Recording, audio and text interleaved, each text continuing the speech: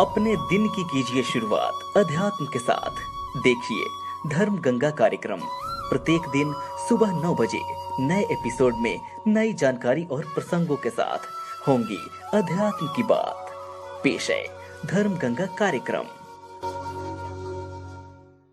नमस्कार, शुभ प्रभात। एक बार फिर मैं दिलजीत आपके साथ बुधवार को सुबह 9 बजे धर्म गंगा कार्यक्रम में उपस्थित हूँ। आपके साथ हर दिन की तरह आज भी चर्चा होगी सनातन धर्म से जुड़ी उन पहलुओं पे, उन विषयों पे जिसका महत्व सनातन में अत्यधिक दिया गया है। हम बात कर रहे हैं सनातन धर्म के अनुसार मंत्र की। मंत्र विभिन्न पूजा पाठ यज्ञ अनुष्ठान में इसको महत्व विशेष रूप से दिया जाता है। आज उसी मंत्र पे चर्चा के लिए एक बार फिर हमारे साथ जुड़े हैं प्रसिद्ध कथावाचक आचार्य पंडित धीरज झा धर्मेश जी महाराज। सबसे पहले महाराज जी आपका स्वागत है। जय श्री राधे, सुप्रभात। और जैसा कि हम सभी जानते हैं कि सनातन धर्म में मंत्र का विशेष महत्व है। आखिर ये मंत्र क्या है, इसी विषय पे आज चर्चा हम करेंगे। महाराज जी, सबसे पहला प्रश्न कि आखिर मंत्र क्या है? मंत्र क्या है?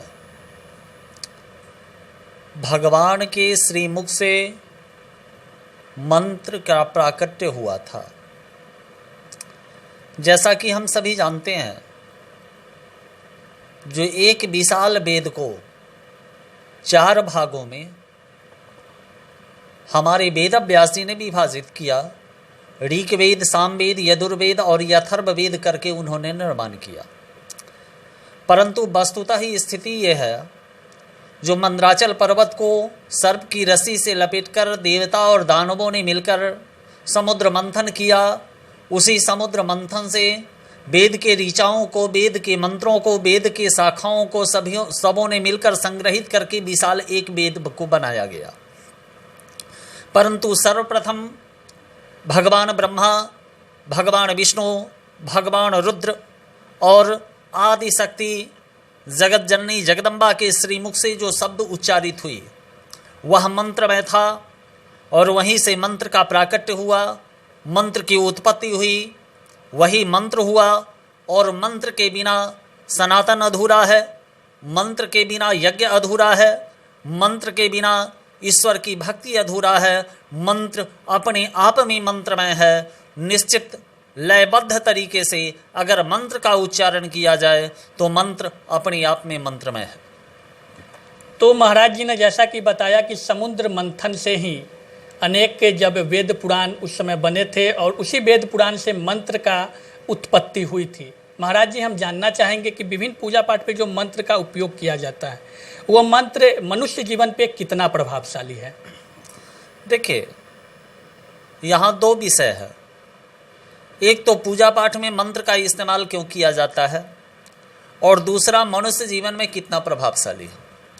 तो सबसे पहले हम प्रकाश डालते हैं जो हमारे यज्ञ में, अनुष्ठान में, व्रत में, दैनिक साधना में, गायत्री संध्या वंदन में, दैनिक जीवन में, मनुष्य के 16 संस्कारों में। आगे के प्रसंगों में हम एक एक संस्कार के बारे में प्रत्येक दिन चर्चा करके 16 संस्कारों पे प्रकाश डालेंगे।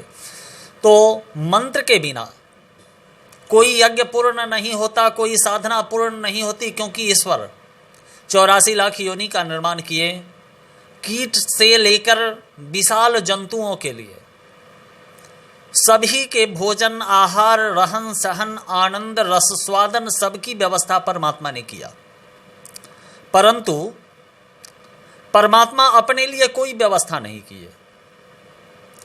ईश्वर आपके भोजन के लिए अन्न की व्यवस्था की, पशुओं के लिए चारा की व्यवस्था की, जीव जंतु और मांस भक्षण करने वाले लोगों के लिए मांस की व्यवस्था की। पर परमात्मा उस अन्न को स्वतः ग्रहण नहीं कर सकते। पुष्प उन्होंने बनाया, ईश्वर को पुष्प प्रिय है, पर पुष्प वे स्वतः स्वीकार नहीं कर सकते। फल, मिष्टान, 56 भोग की व्यवस्था उन्होंने की, पर वे स्वतः उसको स्वीकार नहीं कर सकते।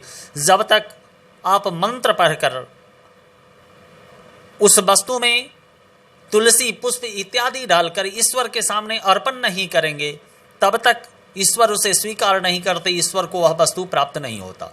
वे बना तो सकते हैं पर स्वतः ग्रहण नहीं कर सकते हैं। और मंत्रों के द्वारा अगर ईश्वर को अर्पण किया जाए, ईश्वर का पूजन किया जाए, तभी वह यज्ञ, वह साधना, वह पूर्ण होता है।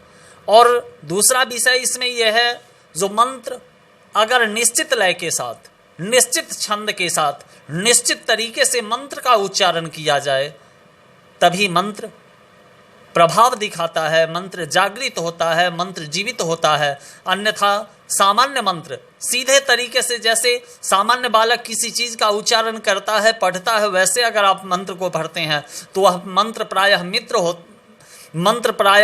मृत होता है। मंत्र में एक तरंग उत्पन्न होना चाहिए, मंत्र में एक रेह उत्पन्न होना चाहिए। आगे मैं आपको बताता हूं मंत्र कैसे मनुष्य जीवन पे प्रभाव डालता है।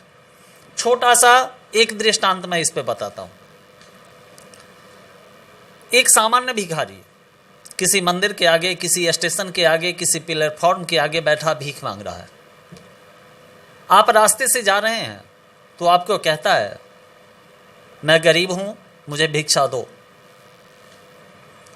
आपके हृदय की अंतरात्मा उस भिखारी पे द्रवित नहीं होती है और आप उसे भिक्षा नहीं देते हैं।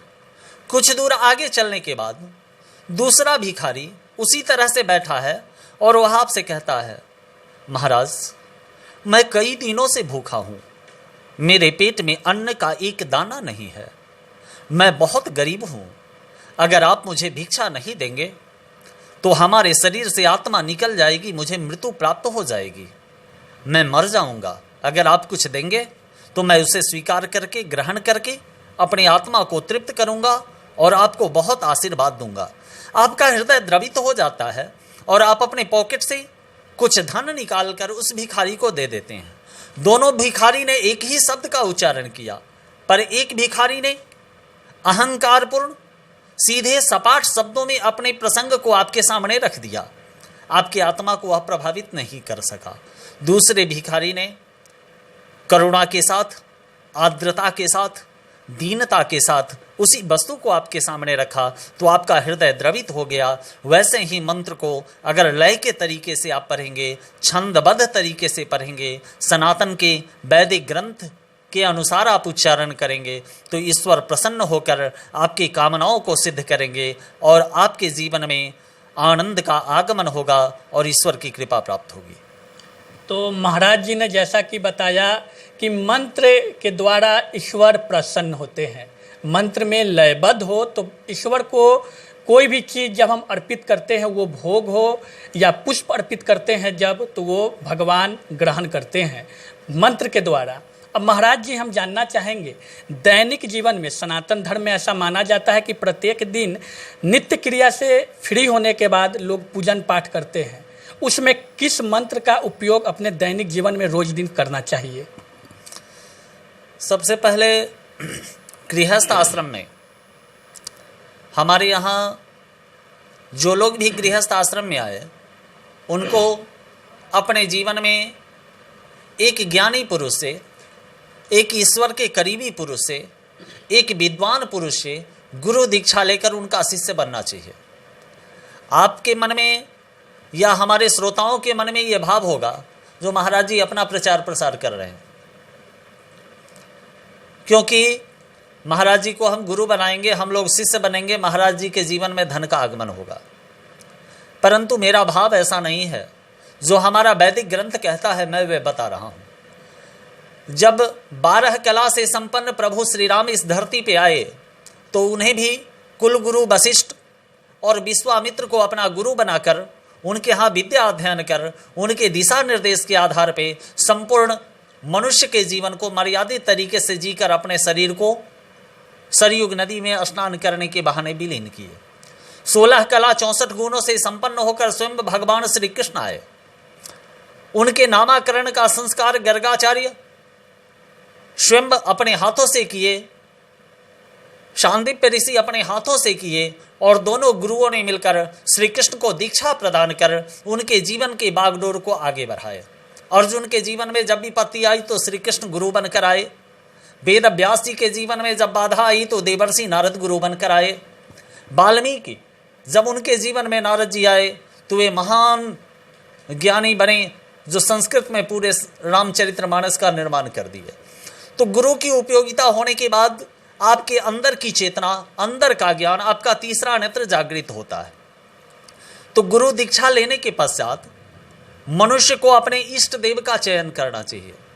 जैसे पतिव्रता नारी के लिए सभी पुरुष प्रिय हैं, पर ससुराल में पति जितना प्रिय है उतना कोई दूसरा पुरुष नहीं है, वैसे ही अपने इष्ट देव का चयन करना चाहिए और उन इष्ट देव के मंत्रों का गृहस्थ आश्रम में निरंतर जप करना चाहिए। इष्ट देव राम, कृष्ण, शिव, गणेश, दुर्गा, गणपति कोई भी हो सकते हैं।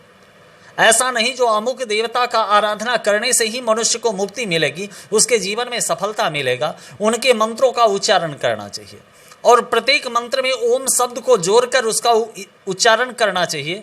स्त्रियों के लिए ओम शब्द का उच्चारण वर्जित हमारे वैदिक ग्रंथों में किया गया है। जो स्त्रियां हमारी रजो धर्म से युक्त होती है, जब तक शारीरिक अशुद्धि रजो धर्म का सामना उनको करना होता है, तब तक वे ओम शब्द का उच्चारण वे नहीं करें।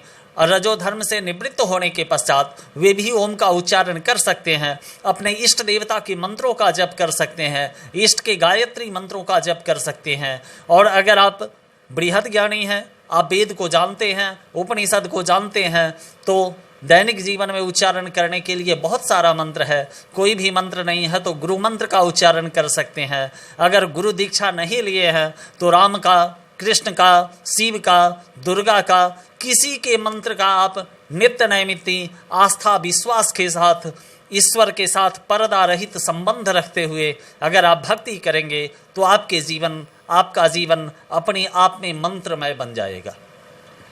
तो मंत्र आवश्यक क्यों है दैनिक जीवन में, इस पे प्रकाश महाराज जी द्वारा डाला गया। और मंत्र का जप करना क्यों आवश्यक है। गृहस्थ आश्रम जो होती है, जो परिवार में सुख संपत्ति उन्नति की जो भावना होती है, ईश्वर को जब हम पूजन पाठ नित्य प्रतिदिन करते हैं, उसमें मंत्र की आवश्यकता महत्वपूर्ण बताई गई है। आप बने रहें हमारे साथ धर्मगंगा कार्यक्रम में। तब तक के लिए नमस्कार।